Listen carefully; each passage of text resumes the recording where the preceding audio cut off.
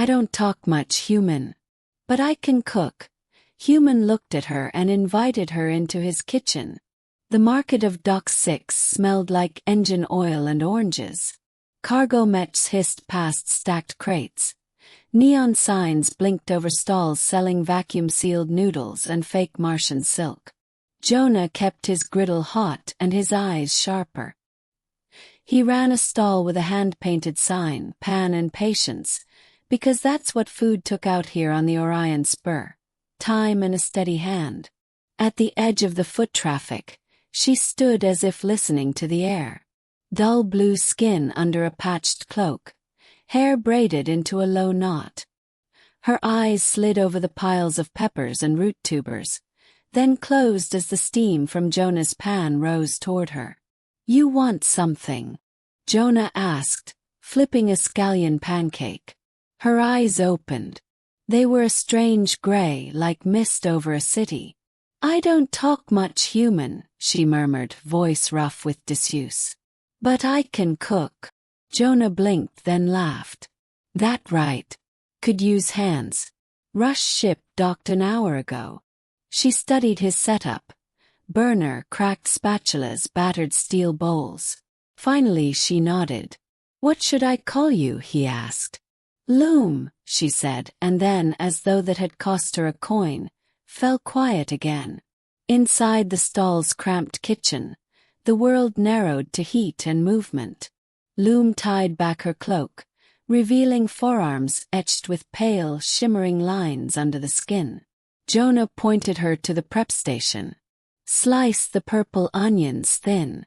Thinner than you think." She didn't reach for the knife. Instead she laid her palm flat on the cutting board and breathed. The shimmer under her skin brightened, a soft echoing glow, and Jonah felt a pressure in the air, subtle like a hand running over silk.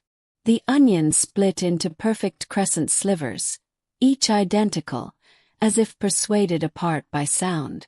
Jonah's mouth opened. Nothing came out. Lume looked at him, wary. "Is that a problem?" she asked softly. He swallowed. "Only if you can't do it twice." They moved. Her knife work, no, her work, was precise as gravity. She hummed, almost inaudible, and the hum guided a thin stream of oil to the pan exactly when he needed it.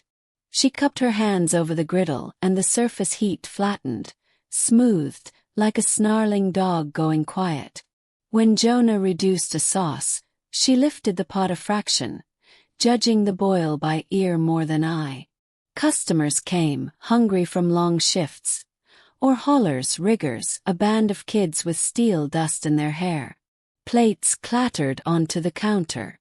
The line thickened. Late meal turned into early dinner without a seam.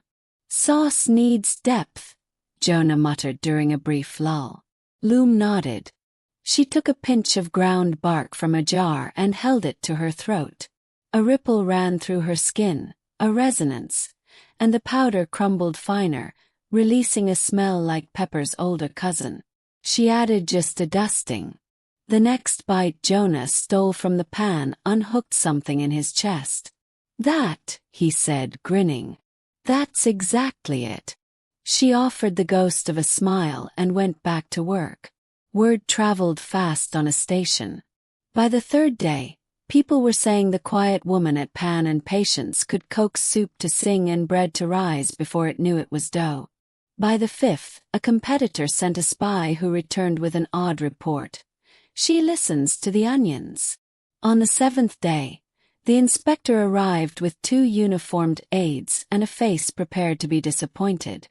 "Alien manipulation of perishables," she read from her slate, "requires a xenogastric license. You have none." "We're feeding people," Jonah said, setting a plate down. "We can apply."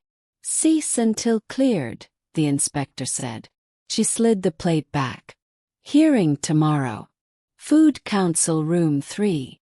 After she left, Jonah scrubbed the griddle until its steel shone like an empty plate. Lume watched the doorway long after the crowd thinned.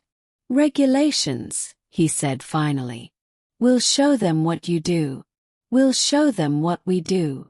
Lume hesitated. On my colony we cooked in silence, she said. Talking was for after.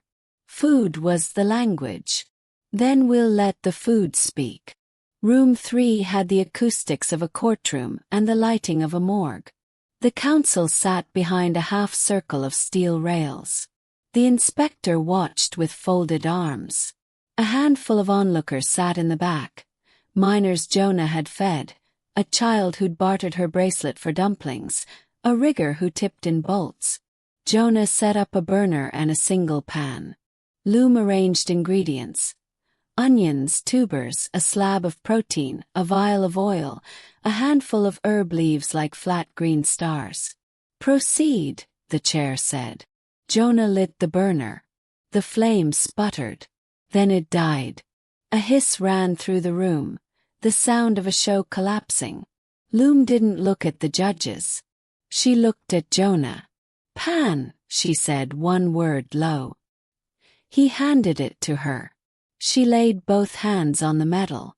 The pale lines under her skin brightened, and the pan warmed, not with flame, but with even spreading heat like morning light across a floor. The inspector leaned forward. Lume's hum was so soft it lived in bone more than ear. Onions surrendered to it, slippering into slivers. Oil followed her gesture in a perfect ribbon. The protein hit the surface and sizzled right at the edge of caramel. She pressed her thumb to a tuber and it fractured along invisible seams, each piece the size of a coin. Jonah, suddenly aware his job today was to not get in the way, tore herbs as she nodded and ground a whisper of bark under his palm. The room filled with the smell of places that had never met, citrus and smoke, rain and toast. When Lume finished, she stepped back.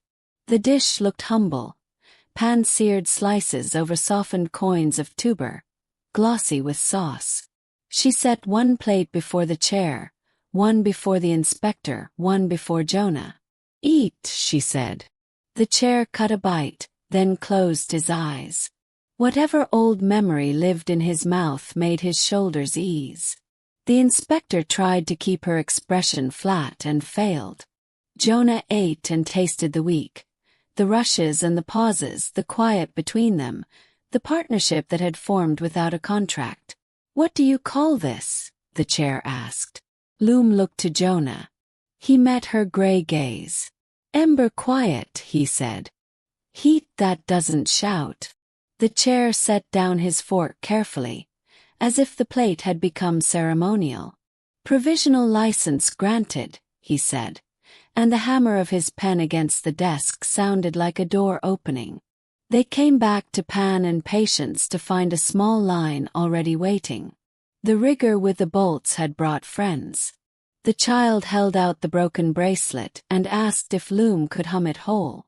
Lume shook her head and in a rarely generous sentence said, "But I can cook you soup." That night, after the last crate was scrubbed and stacked, Jonah leaned on the counter. "I meant to ask," he said. "Why here? Why me?" Lume wiped her hands, considering. "My people learned to shape sound to heal, to bind, to untangle," she said. A war came. Our kitchens went silent in a different way. She looked up at him.